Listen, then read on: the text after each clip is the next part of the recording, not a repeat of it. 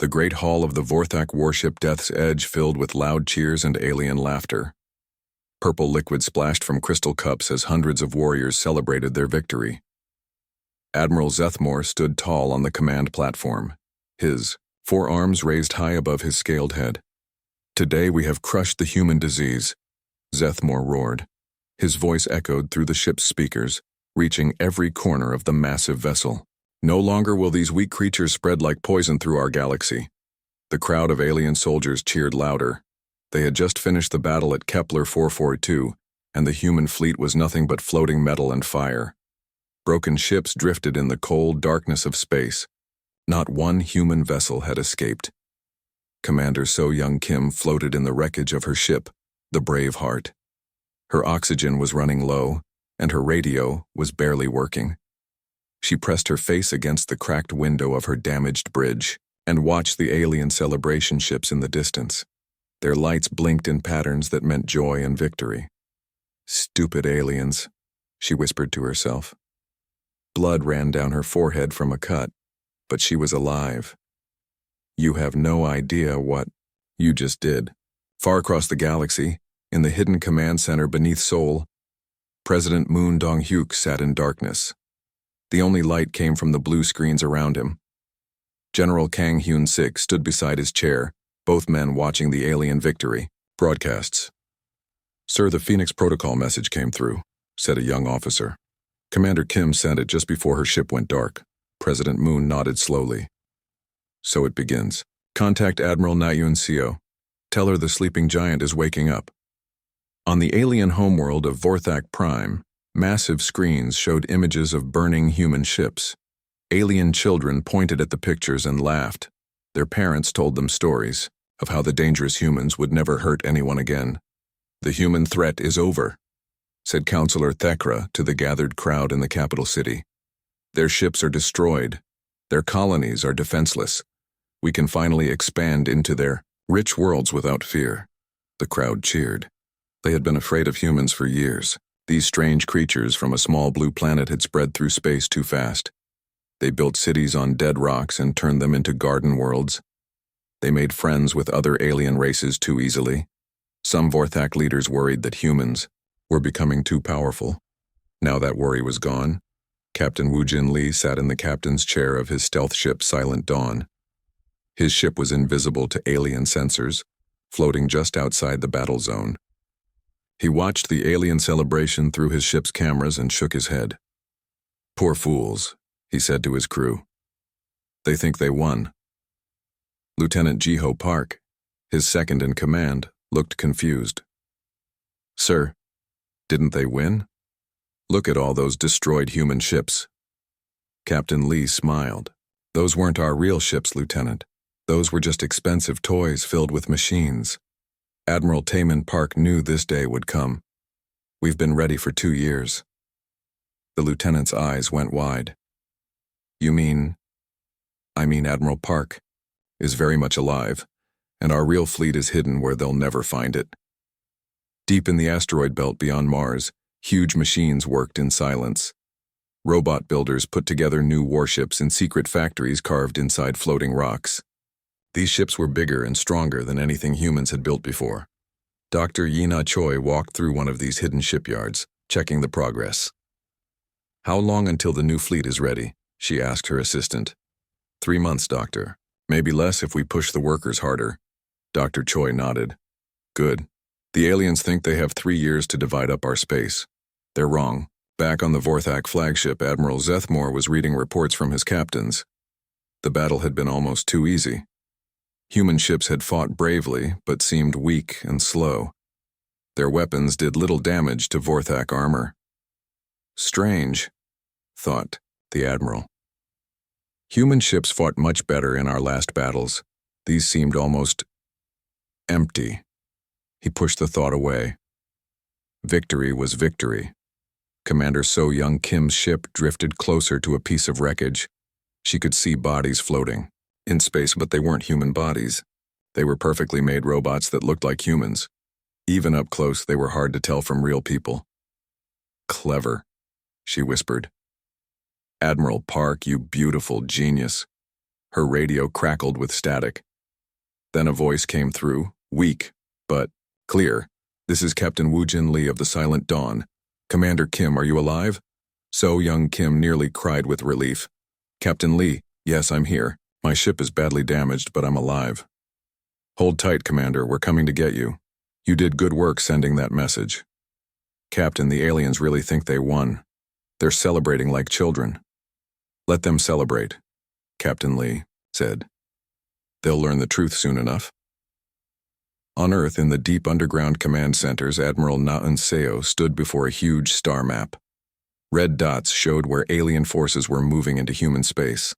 They were spreading out, thinking they were safe. "Perfect," she said to her officers. "They're doing exactly what we hoped. Spreading their forces thin, getting comfortable, letting their guard down." "Admiral," said Colonel Jae Sung-yoon, "my special forces teams are already in place on 17 alien worlds. We've been there for months waiting for this moment." Admiral Seo smiled. "And our new ships?" "Ready in 6 weeks, ma'am. The aliens gave us exactly the time we needed." Across the galaxy, alien news broadcasts told their people that the human war was over. Markets on alien worlds rose as traders planned to sell goods in former human space. Alien families made plans to move to the beautiful human garden worlds. Nobody noticed the small human ships that watched from the shadows. Nobody saw the secret messages flying between hidden human bases. Nobody realized that every alien military base, every important planet, every trade route was being carefully mapped and studied. The aliens had won a battle against robots and empty ships, but they had made one terrible mistake. They thought they were fighting all of humanity. They were wrong. In her damaged ship, Commander So Young Kim watched the alien celebration ships fly away. Soon Captain Lee would rescue her. Soon she would help plan what came next. "Enjoy your party," she whispered to the distant aliens. "It's the last one you'll ever have." The first part of humanity's greatest trick was complete. The aliens believed they had won. Now came the hard part, showing them how wrong they were. 3 months had passed since the aliens celebrated their great victory. The galaxy had grown quiet and peaceful. Alien ships moved freely through what used to be human space, carrying settlers and traders to new worlds. On the planet Kepler 438b, Vorthak families built new homes where human cities once stood. Children played in parks that humans had planted years ago. The alien colonists felt safe and happy.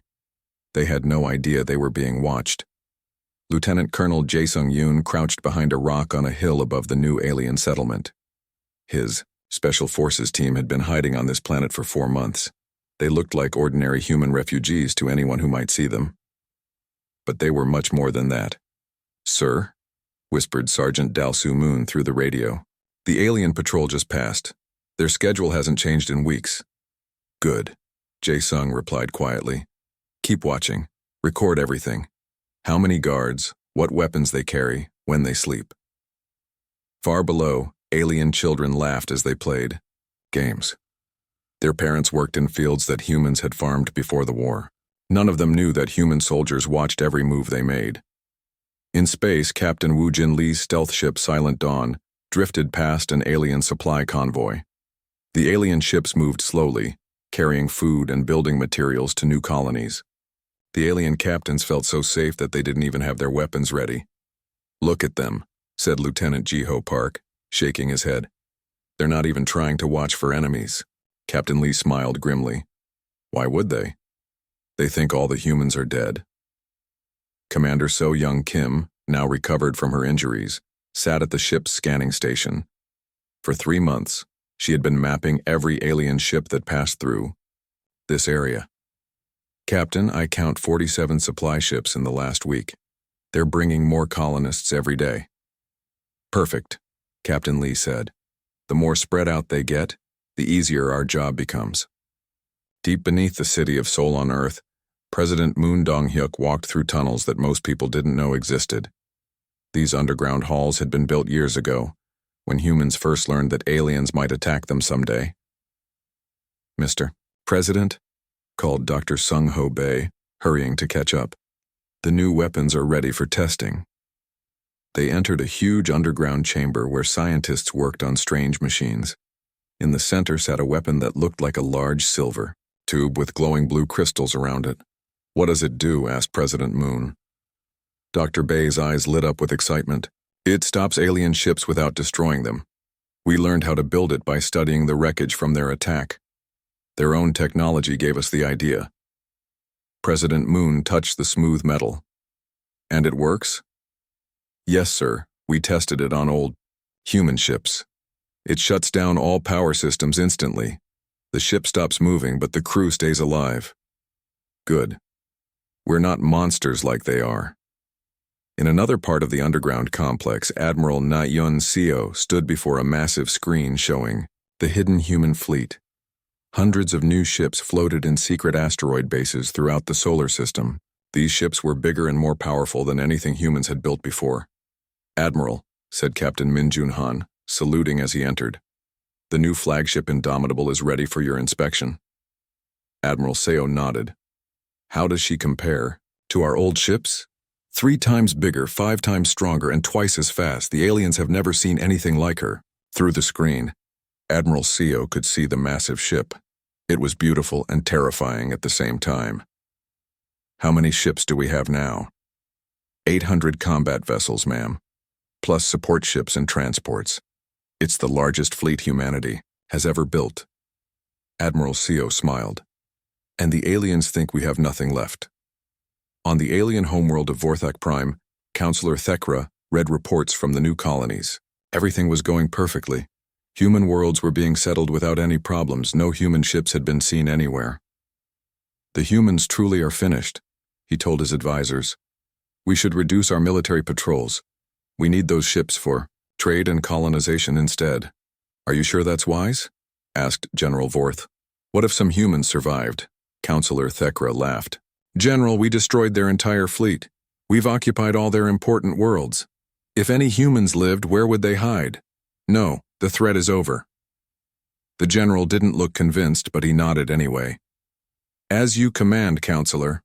Back on Earth, tech specialist Seok Jin-oh worked at a bank of computers in the underground command center.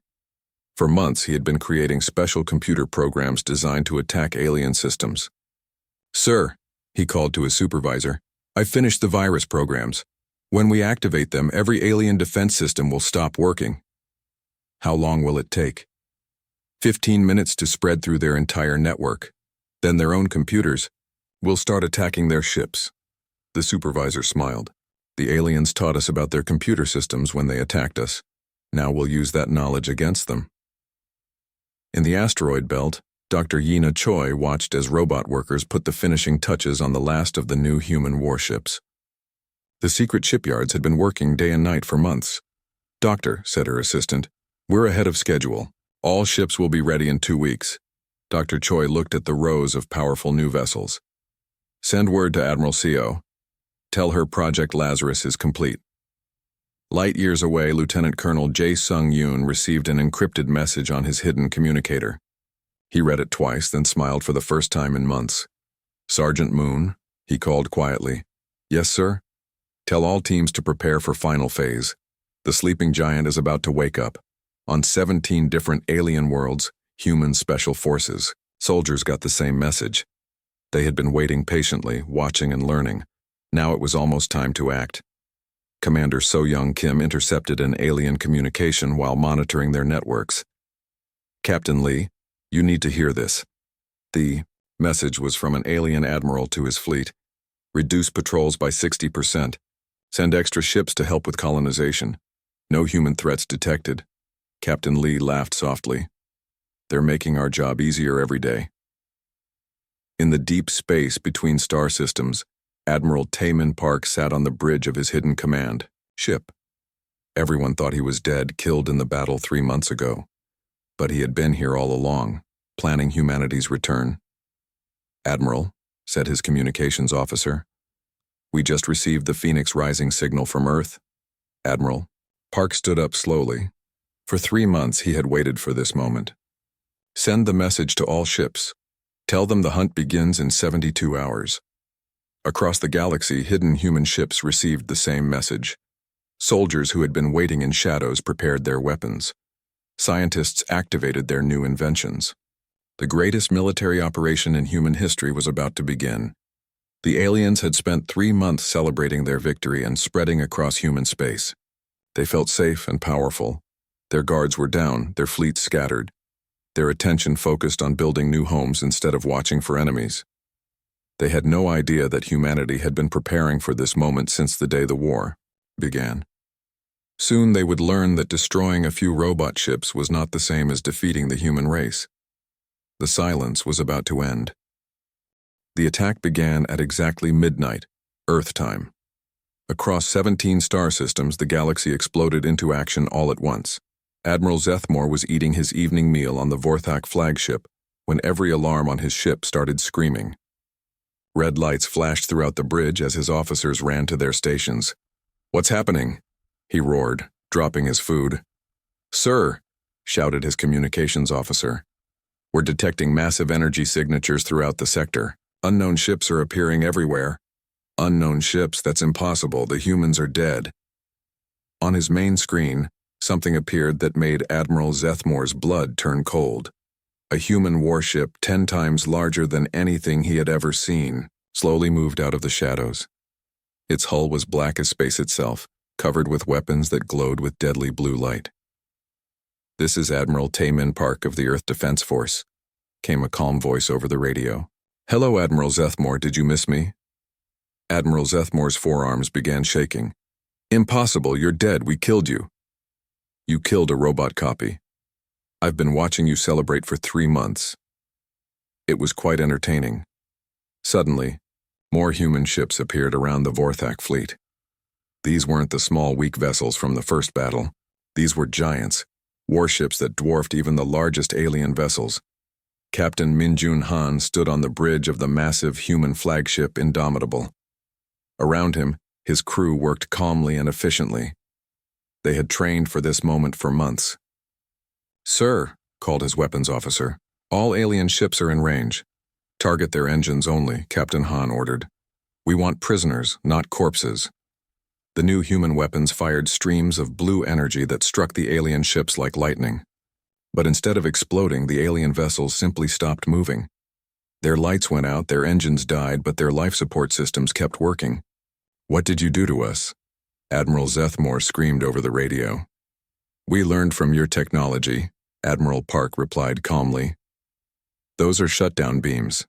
Your ships are disabled, but your crews are alive. We're not monsters like you."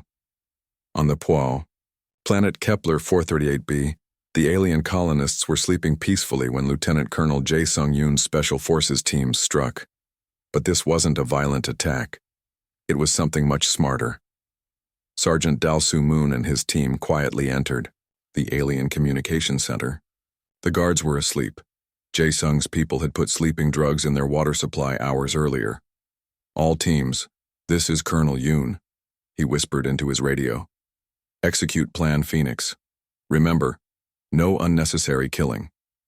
Across the planet, human soldiers took control of power stations, communication centers, and transport hubs. Within 1 hour, the entire alien colony was cut off from the outside galaxy. They couldn't call for help, couldn't move their ships, couldn't even turn on their lights. When the alien colonists woke up, they found human soldiers waiting for them. But these soldiers weren't pointing weapons at them. "We're not here to hurt you," Colonel Yoon announced to the gathered aliens. "We're here to take back our world. Anyone who wants to leave peacefully can go. Anyone who wants to stay and live in peace is welcome." The alien children stared in wonder. They had been told that humans were evil monsters, but these humans were offering them food and medical care. In space above 17 different planets, the same scene played out over and over.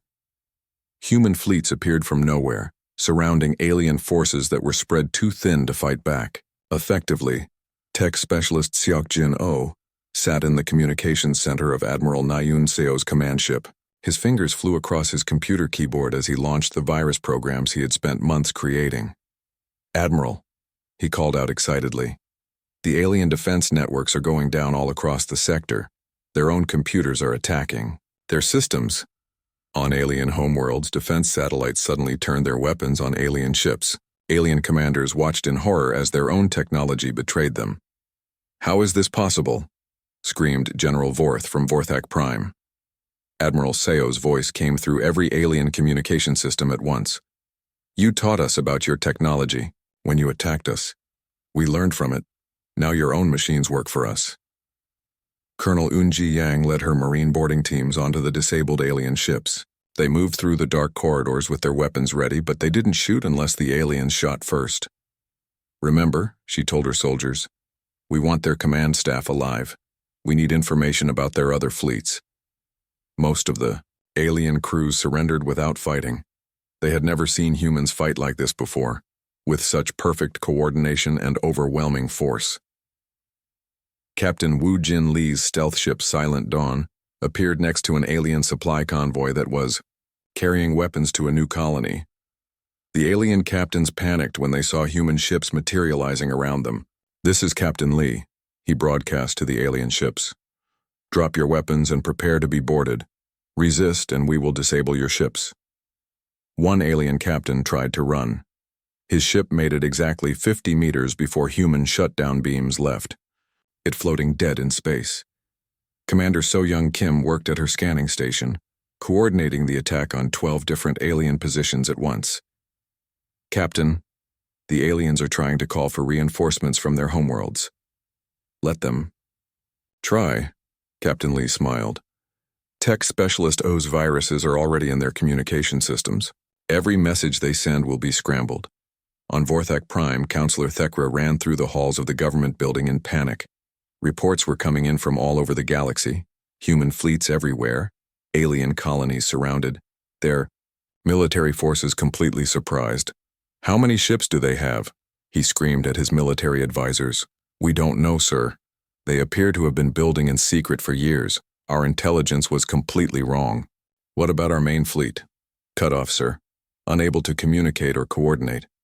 Each group is fighting alone." Dr. Sung-Ho Bei watched from Earth as reports came in from the battle zones. His new weapons were working perfectly. Alien ships were being disabled without being destroyed. Human casualties were almost zero. "President Moon," he said, "the non-lethal weapons are performing exactly as designed. We're capturing their ships instead of destroying them."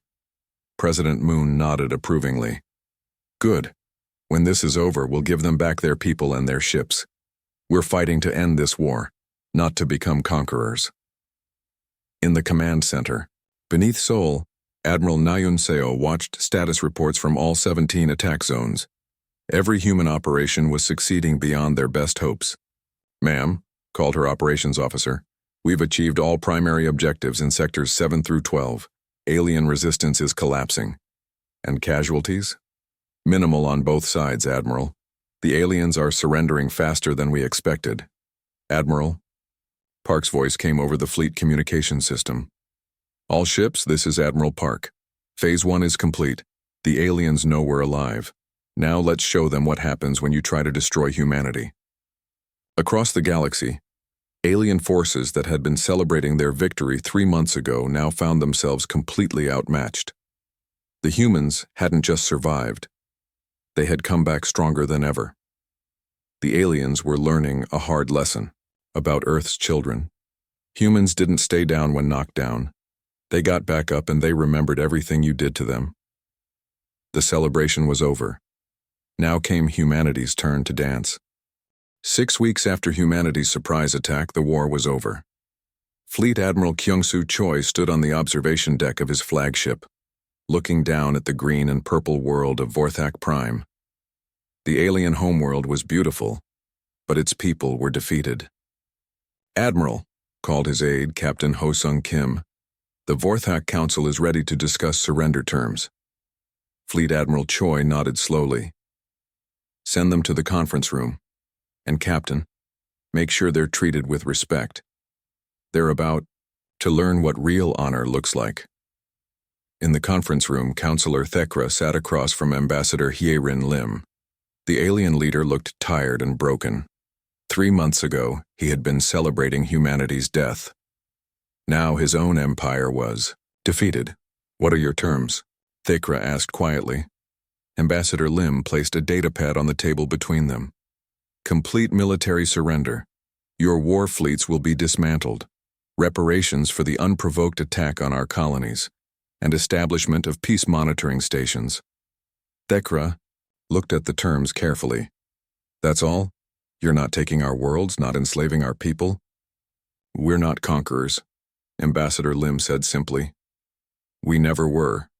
We only wanted to be left alone to grow and explore. You forced this war on us. The alien counselor's hands shook as he read. I don't understand. You have the power to destroy us completely. Why show mercy?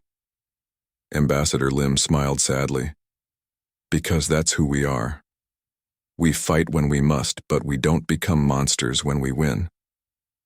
On the Solari homeworld, General Sojin Park walked through the alien capital city with her soldiers.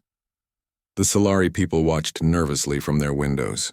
They had expected human troops to be cruel conquerors, burning and destroying everything. Instead, the human soldiers were helping repair damage from the brief battle. They shared their food with hungry alien children and helped old Solari carry heavy loads. General, said Major Bin Ali, the Solari Prime Minister wants to meet with you. General Park nodded. Bring him to the palace. And Major, make sure our people keep helping their civilians. Actions speak louder than words. Prime Minister Siltar entered the meeting room, expecting to face a brutal human warlord. Instead, he found a calm woman drinking tea and reading reports. Please sit, General Park said, pouring tea for the alien leader. We have much to discuss. Siltar sat carefully. Are you going to execute me? Why would I do that? You're not a war criminal. You made a mistake. But you didn't commit atrocities. The eye-and-ear alien leader stared at her in confusion. But we tried to destroy your species. Yes, you did. And you failed. Now we need to make sure it never happens again. Back on Earth, President Moon Dong-hyuk met with his war council in the underground command center. The room that had been full of tension for months now felt peaceful. The alien surrender documents are signed, reported Admiral Nayun Seo. Both the Vorthak Empire and Solari Confederacy have accepted our terms. What about their military strength? Asked President Moon. 90% of their war fleets are disabled or captured. We're dismantling their weapons and converting their ships for peaceful use. Many of them will become cargo vessels and medical ships. Dr. Sung Ho Bae entered the room carrying a tablet. Mr. President, we've finished analyzing the alien technology we captured. We can build defenses that will protect not just Earth but any world that wants our help. President Moon smiled. And we'll share this technology freely. Let every species in the galaxy know that aggression has consequences, but cooperation has rewards. On the space station orbiting Kepler 442, where the fake battle had taken place months ago, Admiral Taman Park met with his old enemy, Admiral Zethmore. The alien warrior looked much older than he had during their first encounter. I still don't understand, Zethmore said. How did you plan all of this? How did you know we would attack? Admiral Park poured drinks for both of them, not to celebrate but to honor the dead on both sides. We didn't know for certain, but we prepared for the possibility. Your species sent scout ships through our territory for years. Our diplomats tried to make contact, but you ignored them. We thought you were weak because you didn't attack first. That was your mistake. We don't attack first because we don't want to fight. But when someone forces us to fight, we fight to win. Zethmore drank slowly. Your species confuses me. You have the power to rule the galaxy, but you just want to be farmers and explorers. That's exactly right. We want to grow food, build cities, explore new worlds, and make friends. War is wasteful and sad, but we're very good at it when we have no choice. Captain Min Jun Han commanded the human fleet that escorted the first group of alien prisoners back to their homeworlds. The alien soldiers expected to be treated badly during the journey. Instead, human doctors treated their injuries, human cooks prepared food they could eat, and human engineers fixed their damaged equipment. Why are you helping us? Asked a young Solari officer. We tried to kill you.